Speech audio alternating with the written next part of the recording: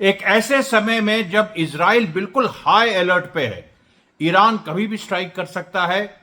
High alert का मतलब यह है कि वो अपनी डिफेंसिव मैकेनिज्म्स को उसने पूरी तरह से खोल दिया है और चारों तरफ से उसने कवच अपने लगा दिए हैं।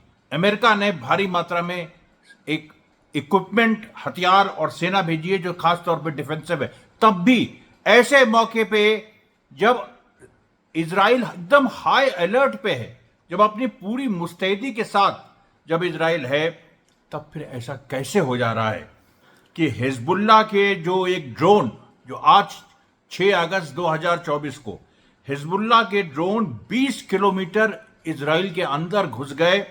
उन्होंने स्ट्राइक किया। श्रागा सेटलमेंट में एक सेटलर मारा गया, कई लोग घायल हो गए।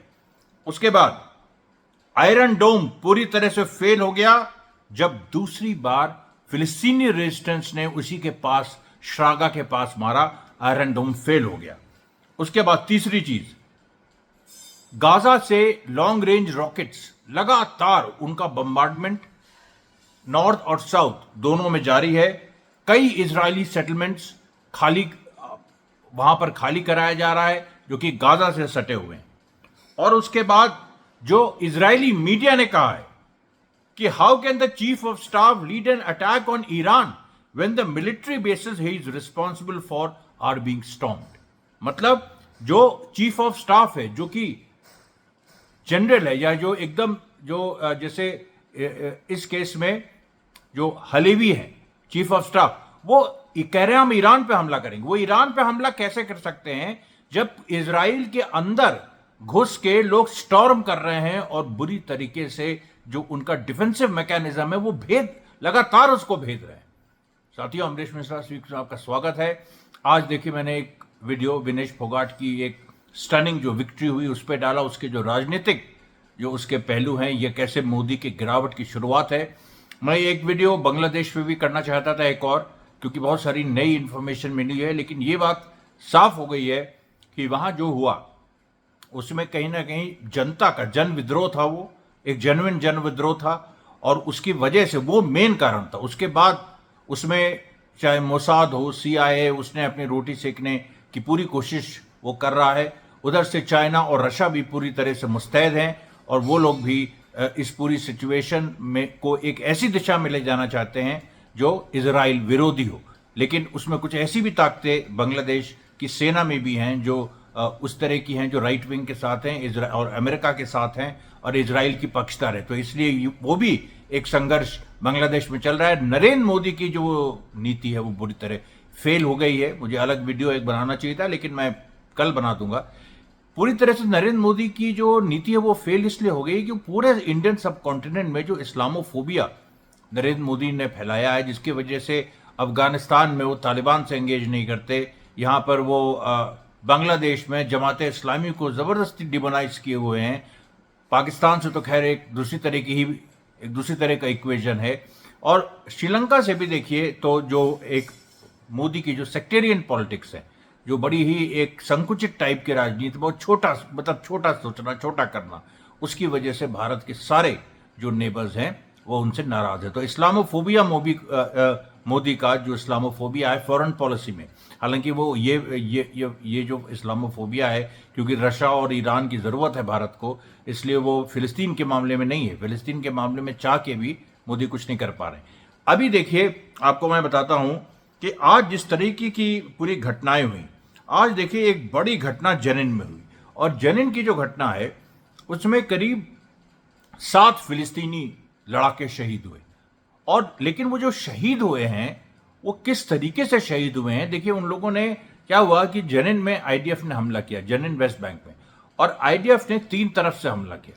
अब वहां जो फाइटर्स थे, क्योंकि जनिन में अभी 2 दिन पहले भी IDF ने स्ट्राइक की थी, जहां पर जो करीब 5 से 6 जो फिलिस्तीनी फाइटर्स है वो मारे गए थे। तो ये जो एक दस्ता था फिलिस्तीनी फाइटर्स का, 22 लोगों का दस्ता था, उसने अपने को 3 उसमें भाग किए ऐसे करके। लेकिन 2 भाग में 8-8 थे और एक भाग में 6 था, मतलब 22 जो थे। तो जो 8-8 के जो दस्ते थे वो उन लोगों ने एक व्हीलिंग मूवमेंट किया। अच्छा, व्हीलिंग मूवमेंट बड़ा क्लासिक होता है। ये एक बड़ी लड़ाइयों में होता है, जिसमें पूरी सेना जैसे अगर अगर जा रही है, तो वो जैसे कार आप घुमाते हैं उसका जो उसकी स्टीयरिंग है, तो कार आप घुमाते हैं और वो पूरी गाड़ी व्हील हो जाती है, एक तरफ मुड़ जाती है। उसी तरीके से सेना जो है वो एकदम से ऐसे आ जाता है, ऐसे मुड़ जाती है। और तो उसका जो उसका जो फ्रंट पोर्शन है वो इधर हो जाता है, जो बैक पोर्शन है वो आगे आ जाता है, या वो जो जो जो दुश्मन सेना है उसको वो स्ट्राइक करता है। अब 22 लोग हैं, उसको 8-8 की 3 टुकड़ियों में बांटा, और उन लोगों ने जो व्हीलिंग मूवमेंट किया, जो आईडीएफ के सामने उन लोगों ने जो एक पूरा मतलब पास आए और घूम गए, और जो पीछे था जिसको उम्मीद नहीं कर रही थी आईडीएफ का, उसने पीछे से मारा। उसने वो मतलब जो पीछे था, जो पीछे की रैंक्स में था, वो आगे आ गया, क्योंकि व्हीलिंग में ऐसे होता है। तो वो तो उसने आईडीएफ के सोल्जर्स को मारा, और आईडीएफ की 71 लोगों की पूरी टुकड़ी थी, और उनसे 22 लोगों ने करीब 8 घंटा लगातार लोहा लिया इसी तरीके से, और उनको जिगजैग तरीके से फंसाते रहे। और उसके बाद जब ये साफ हो गया, उसमें से कम 5 या 6 मतलब पहले चार लोग शहीद हुए, चार रेजिस्टेंस फाइटर्स, उसके बाद 3 और शहीद हुए। जब ये एकदम लग गया कि अब ये आईडीएफ स्टॉर्म ही कर देगा, तो उसके बाद पूरा एक पूरी बिल्डिंग से एक बड़ा एक्सप्लोजिव हमास ने छोड़ा। और वहां पर देखिए वेस्ट बैंक में उस तरीके से आरपीजी शेल्स, अभी मतलब आरपीजी जो लॉन्चर्स होते हैं, जो आरपीजी ग्रेनेड्स को लॉन्च करते हैं, वो जो लंबा से होते हैं, जो कंधे पे रख के, वो उस तरह से वेस्ट बैंक में नहीं है। लेकिन और आईडीएफ भी यही समझता था, लेकिन आईडीएफ को नहीं पता था कि एक वहां पर इंडिजिनस फैक्ट्री वेस्ट बैंक में भी शुरू होगी रेजिस्टेंस की, और उस फैक्ट्री ने कुछ आरपीजी लॉन्चर्स अपने मैन्युफैक्चर किए हैं। और उस लॉन्चर से जब एकदम लास्ट में जब ये हो गया कि अब पूरी तरह से जो आईडीएफ के सोल्जर्स, आईडीएफ के सोल्जर्स इधर से अगर उसने करीब 7 लोगों को मारा, तो आईडीएफ के सोल्जर्स भी करीब 12 घायल हुए, 3 मारे गए। तो और उस समय जो है, और जो 71 लोगों की फोर्स है, उसमें 12 घायल, 3 मारे गए, ये एक 71 की फोर्स के लिए बड़ी बात है। तो वो भी पीछे मतलब वो भी हेजिटेट करने लगे आगे बढ़ने में। उसी समय आरपीजी शेल लॉन्च किया, और वो सीधे जो है वो आईडीएफ के बीच की रैंक्स में लगा, और ऐसा फटा वो कि मतलब उसमें जो है त्राही त्राही मच गई। चारों तरफ आईडीएफ के सोल्जर्स भागने लगे, लिटरली भागने लगे। मैं आपको 2 दिन से बता रहा हूं कि आईडीएफ के सोल्जर्स ने अब भागना शुरू कर दिया है। इस तरह का सिनारियो, क्योंकि गाजा में क्या था, गाजा में तो लड़ाई दूसरी तरह की है ना। गाजा में तो आईडीएफ के सोल्जर्स आते हैं, हमास को वो देख नहीं पाते बहुत समय तक। तो जैसे कई सोल्जर्स ने कहा कि हफ्तों गुजर जाते हैं, हमें हमास का कोई दिखता नहीं, फिर अचानक से 4 लोग निकलते हैं और मार देते हैं। तो उसमें जो है उस तरह की भागने की नौबत ही नहीं, क्योंकि आपने निकल के मार दिया, और आपको जो अपना मतलब हमास के लोग तो वैसे आपको देख नहीं रहे हैं, क्योंकि वो टनल्स में हैं। लेकिन वेस्ट बैंक में तो आमने सामने की लड़ाई कई बार हो जाती है। तो यहां पर इस तरीके के सोफिस्टिकेटेड व्हीलिंग मूवमेंट, अभी तक देखिए गुरिल्ला लड़ाई में, या जहां छोटी संख्या इन्वॉल्व है, इधर 71 इधर 22, उसमें कोई व्हीलिंग मूवमेंट मैंने नहीं सुना है। मैंने इतनी मिलिट्री हिस्ट्री पढ़ी है, 1857 में जरूर बहुत सारी चीजें ऐसी हुई थी, लेकिन उसके बाद से ये शायद इतिहास में पहली बार है जब एक रेजिस्टेंस फोर्स, एक जो कि कम संख्या की है, उसने व्हीलिंग मूवमेंट से एक बड़ी संख्या की फोर्स को पीछे किया, 6 घंटा रोके रखा, जब तक वो आरपीजी जो लॉन्चर है जब तक पूरी तरह से तैयार नहीं हो गया।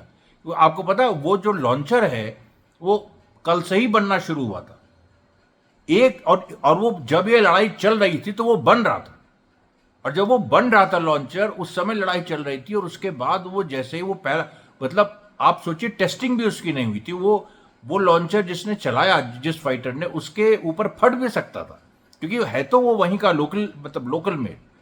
तो अब ये जो देखिए बहादुरी का लेवल है, इतनी जल्दी हथियारों को मैन्युफैक्चर करना, उसके बाद उनको जब मौका पड़े तो उनको चांस लेके चला देना। ये देखिए ये वाकई जो जान पे खेल के जिस तरीके से लोग लड़ते हैं, ये उसका एक बड़ा नमूना है। उसके बाद देखिए जो हिजबुल्लाह ने अटैक किए, अब उसमें 2 चीजें हुई। आज बड़ी एक अद्भुत चीज हुई। दो अद्भुत चीजें हुई। एक तो जो हिजबुल्लाह ने जो स्ट्राइक किया, जिसके बारे में मैंने बताया, 20 किलोमीटर अंदर जो एक श्रागा सेटलमेंट है, उस पर स्ट्राइक किया। जब हिजबुल्लाह ने स्ट्राइक किया, आयरन डोम को वो हिजबुल्लाह की स्ट्राइक भेद गई। इसराइल ने इंटरसेप्ट कर, ऐसा नहीं कोशिश नहीं की उन्होंने, इसराइल ने इंटरसेप्ट करने की कोशिश की, लेकिन जो जो जो मिसाइल हिजबुल्लाह की मिसाइल को इंटरसेप्ट करने के लिए छोड़ी गई, वो एक इजरायली दूसरे सेटलमेंट नहारिया जो बीच में पड़ता उसमें गिर गई। और पूरा उसका वीडियो है किस तरीके से सिविलियन पॉपुलेशन के बीच में इजरायली जो आयरन डोम की जो मिसाइल है जो इंटरसेप्ट कर रही थी हिजबुल्लाह की मिसाइल को, वो खुद अपने सिविलियन एरिया में गिर गई। उसमें अभी कई सिविलियंस घायल हैं और त्राही त्राही मची हुई है इस बात की। लोग ये कह रहे हैं कि हम हमास से लड़ें कि हम आईडीएफ से भी लड़ें। और आईडीएफ से लड़ने की बात कि अगर एक बात आई गई है, तो आपको बताते हैं कि इजराइल के अंदर गृह युद्ध टाइप की स्थिति है, क्योंकि जो हरेदेम करके उसका प्रोनाउंसिएशन हरडेम भी कुछ लोग करते हैं, जो एक अल्ट्रा ऑर्थोडॉक्स जो आर्च कंजर्वेटिव जो एक जूइश सेक्ट है, जिसके यहाँ जो धर्म से ये मानता है कि हमारे धर्म में मिलिट्री सर्विस हम उसमें नहीं है। वो जूडाइज्म के अंदर ही एक सेक्ट है जो ये मानता है कि मिलिट्री सर्विस करने का आदेश हमें भगवान ने नहीं दिया, उनके भगवान ने नहीं दिया। तो वो लोग ने अभी क्या है कि ये कंस्क्रिप्शन, क्योंकि आईडीएफ की तो हालत बहुत खराब है, तो जो कॉन्स्क्रिप्शन है, मतलब जो एनलिस्टमेंट है आर्मी में, वो मैंडेटरी हो गया और हरदम को भी उसमें इंक्लूड कर लिया गया है। इसको लेके 2-3 महीने से जद्दोजहद चल रही थी। अंतोगत्वा इजराइल के सुप्रीम कोर्ट ने निर्णय दे दिया कि नहीं, उनको एनलिस्ट किया जाए। तो वो काफी दिनों से वो रेजिस्ट कर रहे थे। आज खुल के लड़ाई हो गई, क्योंकि आज क्या हुआ, हरिदेम्स के जो कुछ इलाके हैं इजराइल के अंदर, वहां पर घोड़ा पुलिस जो इजराइल की है वो घुस गई, उसको घुसना पड़ा। और हरिदेम्स जो बिल्कुल वो ऐसे टोपी पहनते हैं, वो हैट लगाते हैं जूइश, और उनके दाढ़ी होती है टिपिकल, वो लोग पूरा आइडिया से लड़ते हुए नजर आए। एक ने तो घोड़े पे सवार एक इजराइल के पुलिस वाले को गिरा दिया, ऐसे जैसे बिल्कुल पिक्चरों में होता है वैसे उसको मतलब खींच के गिरा दिया। और वहां पर अब जब इस तरह की स्थिति है, जब आदमी लड़ना ही नहीं चाहता है, जब इतना विरोध हो रहा है, तो आप इन लोगों को कंस्क्रिप्ट करके, इनको एनलिस्ट करके लड़ाई में अगर भेजेंगे भी तो क्या होगा उससे। ये मैं आपको इजराइल की अंदरूनी हालत बता रहा हूं जो ईरान को पता है। और ईरान में कल रात को ही मैंने एक शॉर्ट इशू किया था, जिसमें यह था कि जो सरजाई शोग्यू हैं, जो रशिया के नेशनल सिक्योरिटी काउंसिल, जो जैसे हमारे यहाँ एनएसए है, वैसे रशिया उसका नाम दूसरा है, तो जो रशिया का जो नेशनल सिक्योरिटी काउंसिल, उसकी चीफ वो ईरान पहुंचे। और ईरान में उन्होंने अली अकबर अहमदियान, जो ईरान के जो नेशनल सिक्योरिटी काउंसिल है उसके चीफ है, उसका भी नाम दूसरा है, तो वो उन दोनों की मुलाकात हुई, अहमदियान की और शोगू की। और उसमें बहुत सारी चीज़ों पे ये चर्चा हुई। और उसके साथ साथ शोगू जो आए अपने साथ, फिर वही गैलेक्स जो एयरलाइंस है, जो बड़े ट्रांसपोर्ट प्लेन्स हैं जो हथियार लाते हैं, उनका भी एक फ्लीट उनके साथ आया। तो अब ये देखिए, इजराइल जो है और एक वेटिंग गेम खेल रहा है। इजराइल की क्या कर रहा है, सॉरी, ईरान एक वेटिंग गेम खेल रहा है। ईरान का क्या है कि ईरान जैसे जैसे दिन बढ़ रहे हैं और ये हो रहा है कि ईरान अब स्ट्राइक करेगा, अब करेगा। आप एक बात याद रखिए कि जब 13 अप्रैल को इजराइल ने स्ट्राइक किया था, मतलब 1 अप्रैल को जब इजराइल ने डमस्कस में जब इजराइल ने जो ईरान के टॉप 2 लीडर्स को मिसाइल अटैक से मारा था, फिर जो ईरान ने रिटेलिएट किया था वो 13 अप्रैल को किया था, करीब 12 दिन बाद। उसके बाद फिर से जो इजराइल ने रिटेलिएट किया था वो 30 अप्रैल को किया था। तो देखिए, इसमें जो है क्या है, ये नर्व्स का गेम है। ईरान के हाथ में सारे पत्ते हैं इस समय। ताश के 52 पत्ते, या कहिए 53वां पत्ता भी, वो इस समय ईरान के हाथ में। और ईरान जब चाहे, जैसे चाहे, वो जहां चाहे मार सकता है। ऐसी स्थिति दुनिया में हो गई और ये बड़ी खौफ की स्थिति होती है। अब आप सोचिए कि कहीं कोई मार के आया है किसी को, ऐसी नॉर्मल सिचुएशन में उसको पता ही नहीं है कि जो दुश्मन है वो कब स्ट्राइक करेगा, और वो उसको पता है कि दुश्मन मजबूत है, उसके साथ आस पड़ोस के बहुत सारे पावरफुल नेबर्स भी पहुंच गए हैं, और वो कभी भी हमको मठियामेट कर सकता है। इस तरह की सिचुएशन में ईरान है। तो देखिए, आप जो ये पूरी जो एक स्थिति है, ये एक जो जो वॉर है ईरान और इसराइल में, वो इनएविटेबल है, but it is also a battle of nerves, कि नर्व्स किसकी जो है वो कब तक टिकती है, कब तक, मतलब जैसे किसी गेम में होता है या चेस में होता है, लंबा गेम होता है, उसमें आप पेशेंटली चाल पे चाल चलते हैं और फिर एक अंतिम अपनी चाल चलते हैं। तो ईरान इसराइल को से उस तरह से खेल रहा है, बिल्कुल खेल रहा है, जैसे किसी कुत्ते के साथ खेलते हैं ना, उस तरह से ईरान इस समय इसराइल के साथ खेल रहा है। और आप देखिएगा, ये बात अंदर से पूरी तरह से कम्युनिकेटेड है सबको कि ये नेतन्याहू का गैम्बल है, और ये गैम्बल फेल करेगा, क्योंकि ईरान की जो स्ट्राइक होगी वो बहुत ही खतरनाक होगी। उसके बाद देखिए, जो कुछ बड़ी घटनाएं हुई कि पैलेस्टीनियन रेजिस्टेंस ने आज काफ़ी मार की। आज उन्होंने तल अल हवा में तल अल हवा में आज फिलिस्तीनी रेजिस्टेंस ने हैंड ग्रेनेड से जो वहीं उसी मतलब हाथ से मैन्युफैक्चर होते हैं, और बड़े बड़े एक्सप्लोजिव नहीं यूज़ किया, हैंड ग्रेनेड से उन्होंने पूरे घर को एक पार्ट दिया। कम से कम 16 से 17 हैंड ग्रेनेड्स घर में बांध दिए। मतलब वो ऐसा, आप अगर वो वीडियो आप देखेंगे, मैं कोशिश करूंगा कल उसको जारी करने के लिए, नहीं तो परसों, वो जो वीडियोस हैं हैंड ग्रेनेड वाले, उसमें बिल्कुल जैसे रस्सियों से बांध के पूरा उन्होंने रखा था, बिल्कुल देसी तरीके से। और इजराइल की फोर्स वो भी नहीं देख पाई। एक आईडीएफ की फोर्स वहां पर आई, ये तल अल हवा गाजा की बात है, एक इजरायली फोर्स वहां पर आई, एक टुकड़ी 7-8 लोगों की वो आई, उसको वो भी नहीं दिखा जो रस्सी से बंधे हुए हैंड ग्रेनेड्स थे, और वो घुस गई उसमें, और फिर वो ब्लास्ट कर गए। और वो ब्लास्ट कैसे किए? उसमें जो है, उसमें कोई रिमोट नहीं था, उसमें बाहर से इन लोगों ने एग्जैक्टली उस पॉइंट पे जहां उन्होंने करीब 16, सोचिए आप, 16 ग्रेनेड्स हैंडमेड उन्होंने पूरी बिल्डिंग में लगाए, फिर बाहर से 16 बार मारा उन हैंड ग्रेनेड्स पे, दूसरे ग्रेनेड से। तो वो पूरा जो, और एक्यूरेसी आप देखिए, 16 के 16 निशाने पे लगे। ये एकदम हैरत कर देने वाली बात है, 16 के 16 कैसे निशाने पे लग सकते हैं? कभी ऐसा तो हुआ होगा कि एक बार मारा, फिर नहीं निशाने पे लगा, दूसरी बार मारा, वो 16 के 16 निशाने पे लगे, और इस प्रिसिशन के साथ कि बस कुछ ही सेकंड के आसपास में वो जो 16 ग्रेनेड थे वो फट गए, और इजरायली फोर्स जो है पूरी की पूरी खत्म हो गई वहां पर। मतलब ये हालत है कि उसके रिमेन्स, आईडीएफ के सोल्जर्स के जो रिमेन्स हैं वो भी नहीं मिल रहे। वहां पर जो एक रेस्क्यू फोर्स आई, उसको वो भी नहीं मिल रहा है, और हमास के लड़ाके फिर से अपनी टनल में वापस चले गए। ये देखिए, एक बड़ी चीज़ें जो लगातार आज हुई हैं। उसके बाद देखिए, वेस्ट बैंक में नाब्लस में भी आज एक अच्छी लड़ाई, बड़ी लड़ाई हुई। मतलब जिसमें करीब जैसे उस जेनिन के लेवल के नहीं, लेकिन करीब 3 घंटा पूरी लड़ाई चली। नाब्लस के भी 2 फिलिस्तीनी रेजिस्टेंस के लड़ाके शहीद हुए, लेकिन 2 आईडीएफ के सोल्जर्स भी उसमें मारे गए। उसमें एक ऑफिसर था, एक सोल्जर, और करीब 6 आईडीएफ के जो सोल्जर्स हैं वो घायल थे।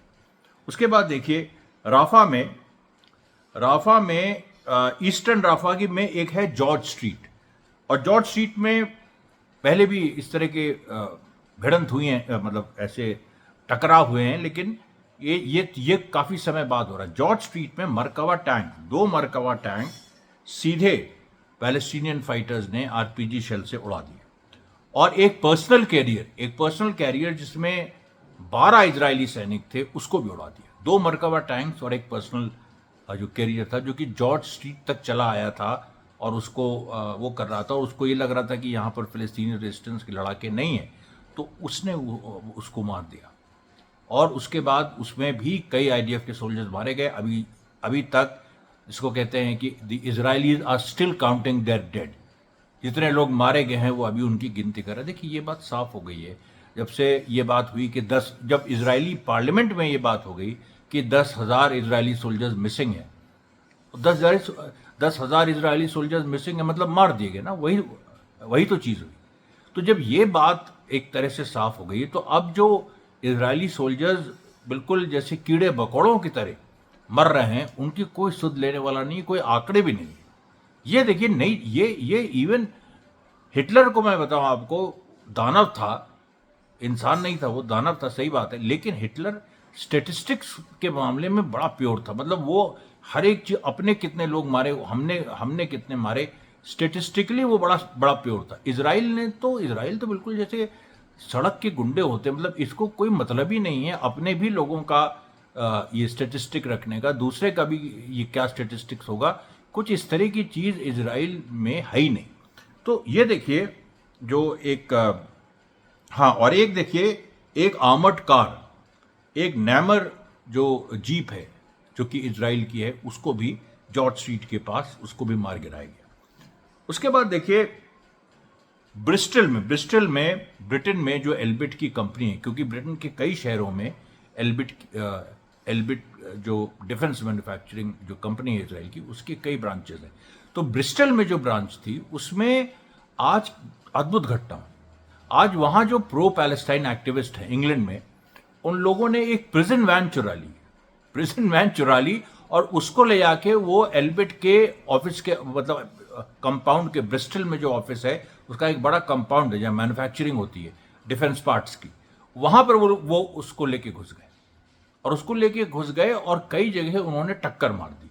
और टक्कर मारने के बाद जो उसको, उसमें बस चार लड़के थे, चारों भाग गए। उनको पूरा पता था कि एल्बिट में हम कहाँ से हम टक्कर मारेंगे, किस रास्ते हमको भागना है। और उसमें कम से कम एल्बिट के 2 जो मैनेजर लेवल के लोग हैं, जो मतलब बिल्कुल पिट्ठू थे और जो पहले बयान दे चुके हैं फिलिस्तीन के खिलाफ, इस तरह से बदतमीजी कर चुके हैं, वो दो लोग घायल हो गए। ये पहली देखिए, ये तो रनओवर ऑपरेशन हो गए। रनओवर ऑपरेशन तो अभी तक फिलिस्तीनी करते थे इजराइल के खिलाफ, इजराइल के अंदर और कभी कभी मतलब वेस्ट बैंक में भी। ये क्या हो गया? ये तो इंग्लैंड में रनओवर ऑपरेशन हो गया, जब आपने 2 ऐसे लोगों को घायल कर दिया जो कि इजराइल समर्थक हैं, और पैलेस्टीनियन जो एक्शनिस्ट जिनको कहा जाता है, या जो प्रो पैलेस्टीनियन स्टूडेंट्स हैं, उन्होंने ये काम किया।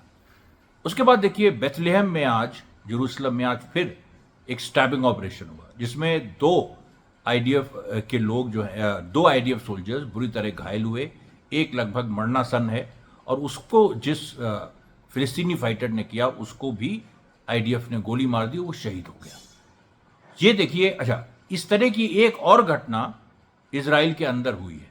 नकाब जो एक टाउन है, वहां पर फिर से, नकाब में कई घटनाएं ऐसी हो चुकी है, वहां पर भी एक इस तरह की घटना हुई है, जिसके अभी डिटेल्स आना बाकी है। उसके बाद देखिए, जो एक लगातार जो ऑफेंसिव फिलिस्तीनी रेजिस्टेंस ने अपना जो बनाए रखा, अल जबरियत जो नेबरहुड है, नाब्लस का मैं आपको बात बता रहा था, तो जो अल जबरियत जो नेबरहुड है, वहां पर भी एक अलग से एक आईडीएफ टुकड़ी वहां तक पहुंची, तो उसको एम्बुश कर दिया गया।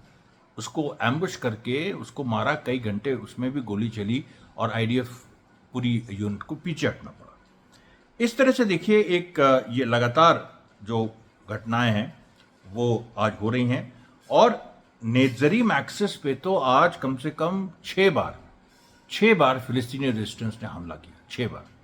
तो अब आप देखिए कि जो पूरे अंतर्राष्ट्रीय जो परिदृश्य है, उसमें आप देखिए जो पूरी स्थिति है कि रशिया, ईरान, मैंने बताया आपको कि वहां पर किस तरीके से आर्म्स का पूरा कॉपरेशन हो रहा है।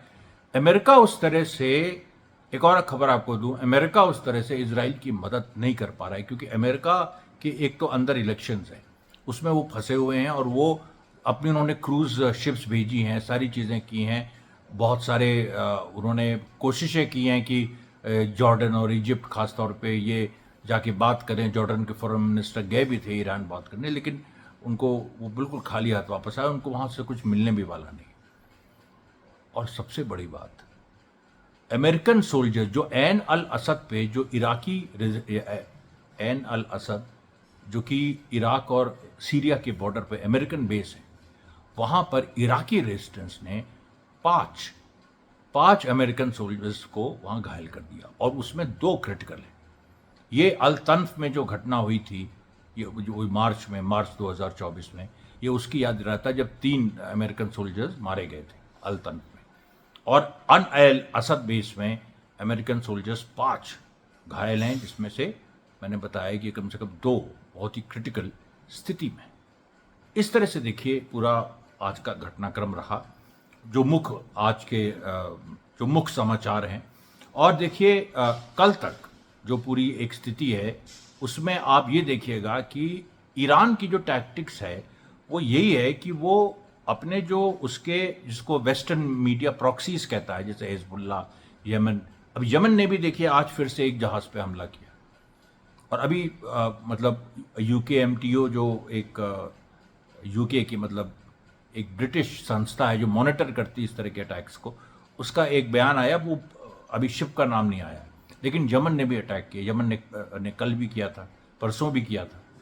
तो ये जो देखिए इजराइल को चारों तरफ से जो घेरने की बात है, और नेतन्याहू इसको बहुत बड़ा चढ़ा के कह रहा है कि हम तो चारों तरफ से घिरे हैं और हम तो अंतिम सांस तक लड़ेंगे और ये करेंगे। तो ये तो वही बात हो गई जैसे मतलब नेतन्याहू मजाक उड़ाता था सद्दाम हुसैन का, कि सद्दाम हुसैन देखो कैसी बातें करता है एक दिन, और ये पूरा घिर गया है। आज नेतन्याहू की भी तो वही हालत हो गई है। आज नेतन्याहू की हालत ये हो गई है कि अमेरिका उसको एक हॉट टन ऑफ ब्रिक्स की तरह, जैसे गरम ईंट को हाथ लगा दो आप छोड़ देते हैं तुरंत, उस तरीके से अमेरिका नेतन्याहू को कभी भी डंप कर सकता है। और उसके बाद जो इन्वेजन होगा, जो इजराइल का इन्वेजन होगा, जो पूरा एक्सेस ऑफ रेजिस्टेंस करेगा, उसको दुनिया सदियों याद रखेगी। धन्यवाद साथियों, बहुत